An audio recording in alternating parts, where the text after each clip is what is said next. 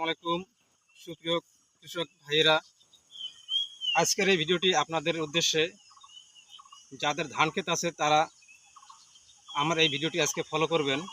আপনার ধান ক্ষেতে মাজরা পোকা কীভাবে বাসা বেঁধেছে আপনারা সেটা লক্ষ্য করবেন।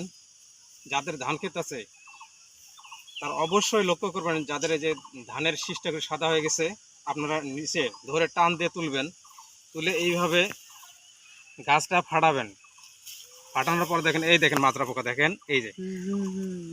তা প্রিয় কৃষক ভাইরা, আপনাদের কষ্টের ফসল, আপনারা অনেক কষ্ট করে একটি ফসল করেছেন, তাই জন্য আপনাদের উদ্দেশ্যে আমার আজকের এই ভিডিওটি অবশ্যই আপনারা ফলো করবেন।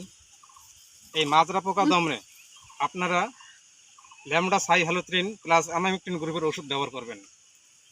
আবারও বলছি, ল্যামডা সাইহ্যালোথ্রিন প্লাস অ্যামাইমেকটিন গ্রুপের ওষুধ ব্যবহার করবেন।